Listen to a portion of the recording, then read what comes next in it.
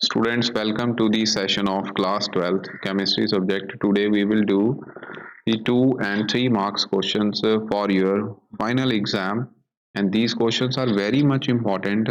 Okay, और ऐसे ही question आपको सिमिलर क्वेश्चंस फाइनल पेपर में भी आएंगे। तो सबसे पहले इसमें हेनरी लॉ है, उसकी एप्लीकेशन बतानी है। तो सेकंड क्वेश्चन का आंसर बच्चों आपको पता होगा कि जो गैस, किसी भी गैस को अगर आप लिक्विड में बच्चों डिसॉल्व करते हो तो उसकी सॉल्युबिलिटी जो है वो उस गैस के प्रेशर के ऊपर डिपेंड करती है। ओके, तो यहाँ पे जैसे ही आप प्रोपोर्शनलिटी साइन हटाओगे तो एक कांस्टेंट आएगा।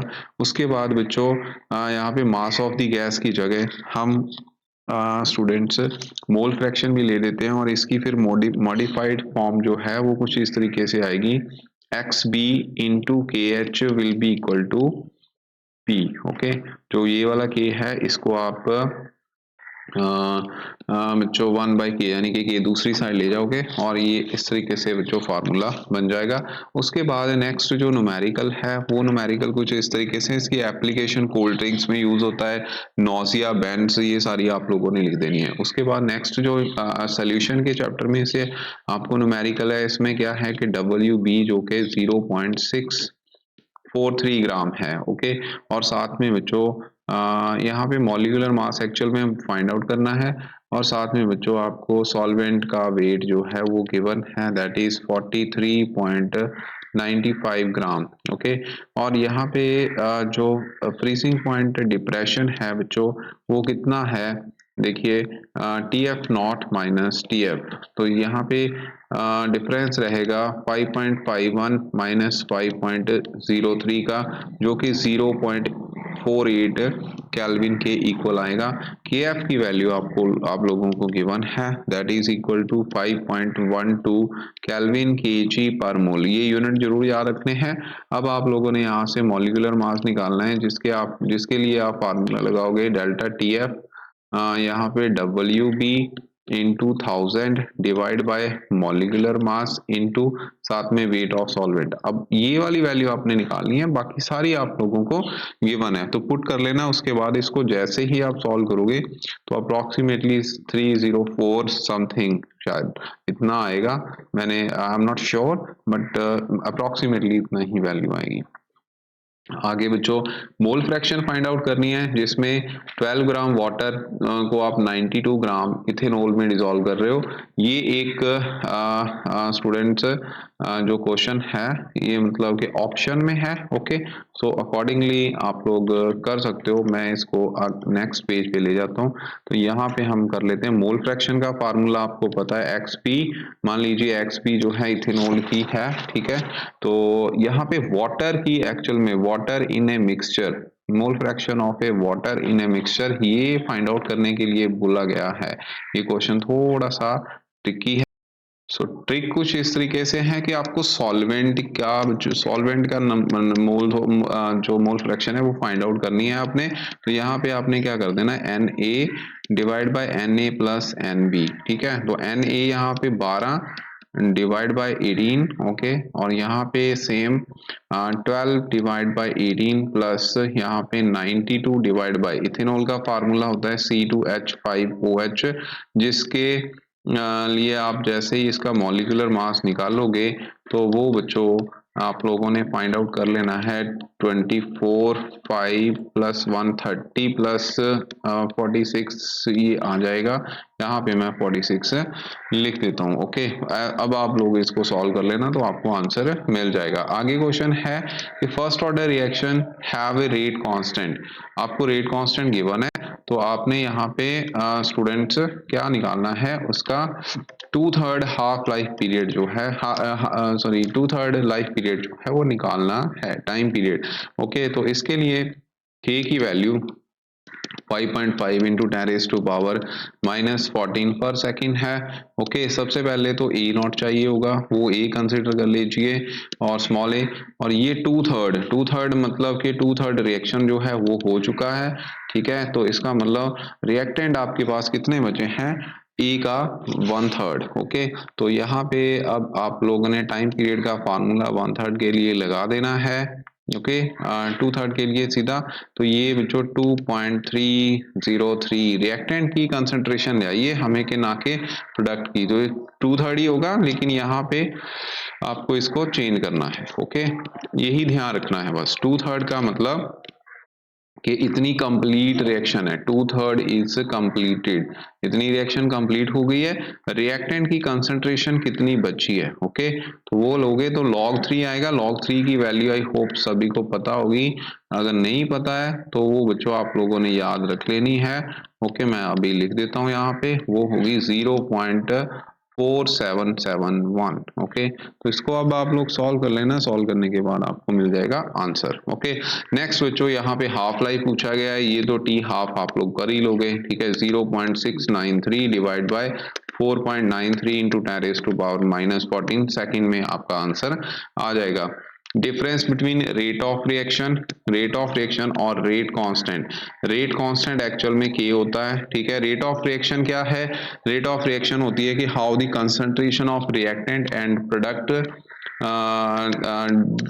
Change with respect to time. Okay, तो प्रोडक्ट अगर आप पी ले रहे हो, ए रिएक्टेंट मान रहे हो, तो यहाँ पे प्लस माइनस साइन आएगा फॉर दिस रिएक्शन। ओके, तो उसके बाद रेट कांस्टेंट क्या है, ये बच्चों रेट ऑफ रिएक्शन के इक्वल होता है, rate constant is equal to rate of reaction, कब होगा, जब कंसंट्रेशन हर एक रिएक्टेंट की कितनी हो जाएगी 1, ठीक है, यहाँ पे एक ही रिएक्टेंट है तो 1 इसकी जो है जो मतलब कि कंसंट्रेशन होगी। यूनिट रेट कांस्टेंट के बच्चे ऑर्डर ऑफ रिएक्शन पे डिपेंड करते हैं, और रेट ऑफ रिएक्शन के यूनिट जो हैं वो बच्चों कांस्टेंट ही है, मोल पर लीटर पर सेकंड। ओके, तो ये आंसर आएगा। कोरोजन क्या होती है, slow but continuous decaying of metals with the when except platinum and gold by the attack of environmental gases like carbon dioxide, water etc. तो इसमें रस्ट का फार्मूला आपको पूछा गया है Fe2O3 वाटर मॉलिक्यूल्स यहाँ पे रहेंगे। आगे बच्चों आपको कोऑर्डिनेशन कंपाउंड का क्या है यहाँ पे नोमेनक्लेचर है, तो पोटाशियम को आप एज इट इज लिख दोगे, पोटाशियम, ओके, पूरा लिखना है। उसके बाद यहाँ पे क्या आएगा, हेक्साफ्लोराइडो, ओके, हेक्साफ्लोराइडो, आगे क्या होगा, प्लेटिनेट, ओके, क्या रहेगा, प्लेटिनेट रहेगा, साथ में इसका ऑक्सीडेशन नंबर आ जाएगा। आगे बच्चों ये है, इसमें क्या है, इसका नाम, ये कटायनिंग कॉम्प्लेक्स है, पहले वाला अनायनिक कॉम्प्लेक्स था, तो इसका नाम कैसे आएगा, डाई ब्रोमाइडो, ओके, डाई ब्रोमाइडो, साथ में बच्चों बेस, क्योंकि इथेन 1 टू डाई अमीन इसमें ऑलरेडी यूज होगा। ओके, तो इसलिए आपने जो अमाइन में एक एम रहेगी, ठीक है, तो ये बेस वर्ड आएगा डाई अमीन कोबाल्ट। ओके, यहाँ पे क्या होगा, कोबाल्ट, और साथ में इसका ऑक्सीडेशन नंबर 3 आएगा, और बच्चों क्लोराइड, ओके, क्लोराइड साथ में रहेगा। फाइन, तो ऐसे जो आप लोगों ने ये करना है।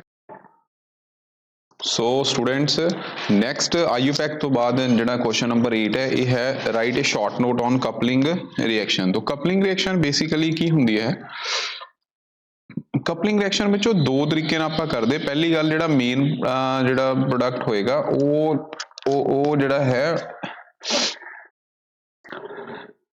बेंजीन डायोजियम क्लोराइड लवांगे, ठीक है, बेंजीन डायोजियम क्लोराइड का फार्मूला है बेंजीन N2Cl। ओके, इदां ही बच्चों बेंजीन N2Cl ਜਿਹੜਾ ਹੈ ਅਸੀਂ ਇਹਦੇ ਵਿੱਚ यूज कर लेना है। उस तो बाद ये रिएक्शन बच्चों एनिलीन नाल भी हुंदी है ते फिनोल नाल भी हुंदी है, ठीक है, तो फिनोल तुसी एक साइड ते लिख दो, इदां ही बच्चों इत्थे एनीलीन जिहड़ा है उन्हें यूज असी कर सकते हैं। बस फर्क ये होना कि इत्थे pH वैल्यू का डिफरेंस रहेगा। अल्कोहल जो कि एसिडिक नेचर का होंदा है, तो pH वैल्यू जिहड़ी है वो बेसिक मीडियम की रेंज दे विच रखनी हुंदी है, ठीक है, अराउंड 10 to 11 या 12, ठीक है, और 0 डिग्री तो लैके 5 डिग्री सैल्सीयस तक टैंपरेचर रहेगा। आइस कोल्ड कंडीशन जिन्होंने आप कह दें, बस तुसी फ्यूज कर देना, HCl जिहड़ा इदा रिमूव कर देना, बाकी सारे ज्वाइन करके प्रोडक्ट आ जाने। ਇਹਦੇ ਵਿੱਚੋਂ इथों HCl निकल जाएगा। एनीलीन बेसिक नेचर का होंदा है, तो इत्थे pH वैल्यू 4 to 5 चाहिए है, आइस कोल्ड कंडीशंस। ओके, ते प्यारे विद्यार्थियों ये इस तरीके नाल N2NH2, ओके, सो ये इस तरीके ना होएगा। तो ये हो गया बच्चों coupling reaction. Uses of ether, ether they uses हाँ बच्चों, it is used as a solvent okay in perfume industries as a anaesthesia, तो इनू ਆਪਾਂ एनेस्थेटिक यूज करते हैं फाइन। तो next students our question is explain write and explain the aldol condensation। so what is aldol condensation? aldol condensation में बच्चों क्या होता है कि यहाँ पे acetaldehyde यूज करेंगे। मैंने ऑलरेडी ये बच्चों MCQ में करवाया था कि प्रीवियस वीडियो लेक्चर में, यहाँ पे आप कॉन्सेंट्रेटेड NaOH लोगे और एसिटाल्डिहाइड क्यों लेते हैं, क्योंकि इसके पास एटलीस्ट या मतलब एक एल्डिहाइड ऐसा होना चाहिए जिसके पास अल्फा हाइड्रोजन एटम होंगे। तो यहाँ पे बच्चों एल्डोल प्रोडक्ट बनेंगे। अगर आपको इसमें दिक्कत है तो वो आप शॉर्ट वीडियो वाला मतलब कि MCQ वाला जो प्रीवियस वीडियो उसमें देख सकते हो। ठीक है, नेक्स्ट क्वेश्चन है कि carboxylic acid higher boiling point show करते हैं रादर देन अल्कोहल। इसका रीजन क्या रहता है कि जो बच्चों रहते हैं हमारे पास कार्बोक्सिलिक एसिड में रहती है इस तरीके से हाइड्रोजन बॉन्डिंग ओके। और जो रहेंगे अल्कोहल के केस में जो हाइड्रोजन बॉन्ड तो नहीं होता, ठीक है, हाइड्रोजन बॉन्ड होता है लेकिन वो ऐसे डाइमर नहीं बनाते okay, there is a no formation of a dimer okay. So यहाँ पे भी अल्कोहल के केस में भी हाइड्रोजन बॉन्डिंग होती है लेकिन no dimer is there. Next बच्चों एनिलीन ज्यादा बेसिक ही होता है। एनिलीन के केस में स्टूडेंट्स यहाँ पे रेजोनेंस स्ट्रक्चर आएगी जिसकी वजह से, क्योंकि एनिलीन में NH2 ग्रुप जो है वो इलेक्ट्रॉन रिलीजिंग ग्रुप होता है, बेंजीन उससे इलेक्ट्रॉन ले लेता है जिसकी वजह से नाइट्रोजन के ऊपर पॉजिटिव चार्ज आ जाता है और कार्बन की ऑर्थो पोजीशन पे ऊपर नेगेटिव चार्ज आएगा। यहाँ पे डबल बॉन्ड आना है साथ में पॉजिटिव चार्ज, इसका मतलब इलेक्ट्रॉन डेंसिटी नाइट्रोजन एटम के ऊपर डिक्रीज करेगी due to the presence of this NH2 group and resonance effect okay.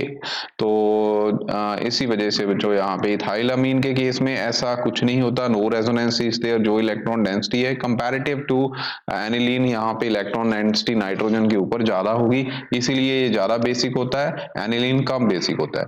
Vitamin D का दूसरा नाम है बच्चों केमिकल नेम कैल्सीफिरोल ओके, याद रखना। और इसके वजह से रिक्टस होता है, ये तो बच्चों को पता होगा। आगे है how the presence of primary amine is formed by carbyl amine reaction. तो इसमें क्या होता है CH3 CH2 NH2 और साथ में CHCl3, साथ में बच्चों यहाँ पे प्रोडक्ट बनेगा KOH ओके। तो CH3 CH2 आइसोसाइनाइड रिएक्शन भी बोल देते हैं, टेस्ट भी बोल देते हैं ओके। तो इसमें बाकी बाई प्रोडक्ट बनेंगे और जो ये आइसोसाइनाइड है ये सिग्निफाई करता है कि इसमें प्राइमरी अमीन्स थे। ठीक है, तो ये रिएक्शन है। उसके बाद नेक्स्ट स्टूडेंट्स हमारे पास क्वेश्चन है डबल बॉन्ड जो है डबल, ये सिर्फ प्राइमरी अमीनी रिएक्शन देते हैं। आगे double salt sorry and coordination compound में क्या डिफरेंस रहेगा। डबल बॉन्ड बच्चों डबल सॉल्ट जो है मिक्सचर ऑफ टू और मोल सॉल्ट होता है। कोऑर्डिनेशन कंपाउंड आपको पता है ये डी ब्लॉक एलिमेंट्स यानी कि ट्रांजिशन एलिमेंट्स में आते हैं जिसमें कोऑर्डिनेट बॉन्ड रहता है, सारे बॉन्डिंग इलेक्ट्रॉन लिगेंड से आते हैं। General electronic configuration D block की लिखनी है n-1 D1 to 10 okay NS1 to 2 okay. ऐसे ही बच्चों F ब्लॉक की n-2 F1 to 14 और साथ में n-1 D0 और 1 और साथ में n1 to 2 NS1 to 2 रहते हैं। ठीक है, यहाँ पे NS1 to 2 ओके, ऐसे लिख लेना आपने। आगे ये लास्ट 2 मार्क्स का क्वेश्चन है, ये सीधा ही था बच्चों। यहाँ पे करंट है, करंट इनटू टाइम। करंट क्या होता है sorry charge upon time okay. इसका मतलब चार्ज ऐसे आ गया I इंटू टी, तो I यहाँ पे 0.5 एम्पियर है, 2 आवर्स यानी कि 60 मिनट 60 सेकंड। सॉल्व कर लेना ये जो सॉल्व करने के बाद आपका जो आंसर होगा वो आप लोगों ने देख लेना है ओके। मल्टीप्लाई ही करना है सिर्फ, और ये आंसर बच्चों अराउंड 3600 कूलम जो है आएगा। ठीक है, तो ये 2 मार्क्स के क्वेश्चन है। नेक्स्ट वीडियो में हम करेंगे 3 मार्क्स के question. Thank you very much.